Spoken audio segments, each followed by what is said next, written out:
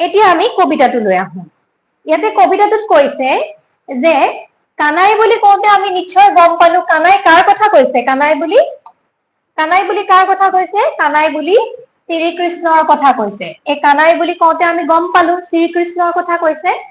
একদিনা প্ৰতি ভকত বৎসল কৃপাময় দেৱহৰি। একদিনা মানে কি?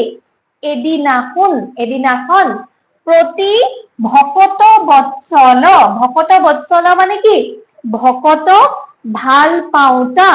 তোমালোকে যেতিয়া মই কবিতাটো পঢ়াই গৈছো তোমালোকে কিতাপখনত বা বেলেগকৈ বহি এখনত হলেও শব্দবোৰৰ অৰ্থবিলাক লিখি যাবা। শব্দবোৰৰ অৰ্থবিলাক লিখি গলে কি হব তোমালোকৰ কবিতাটো বুজি পোৱাত সহজ হব। যিহেতুকে ইয়াত যি ভাষা ব্যৱহাৰ কৰা হৈছে সেয়া প্ৰাচীন অসমীয়া ভাষা, হয়নে?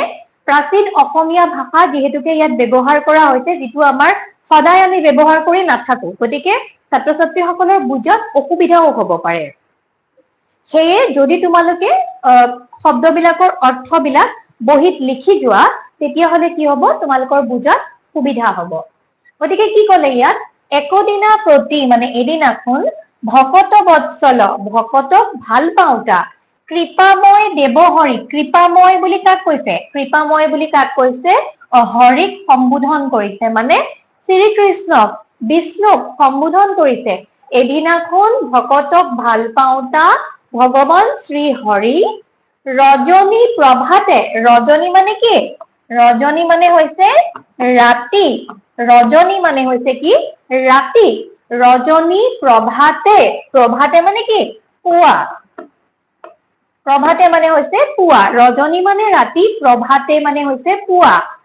ৰাতিপুৱা এদিনাখন ভকতক ভাল পাওঁতা কৃপাময় শ্ৰীহৰি ৰাতিপুৱা সুতীয়া।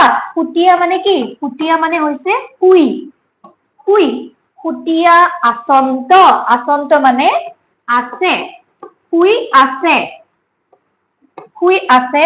মিছা অপমান কৰি। মিছা অপমান কৰি বা মনত মিছা এটা আবেগ লৈ ভগৱান শ্ৰী হৰি এদিনাখন ৰাতিপুৱা বহু দেৰিলৈকে শুই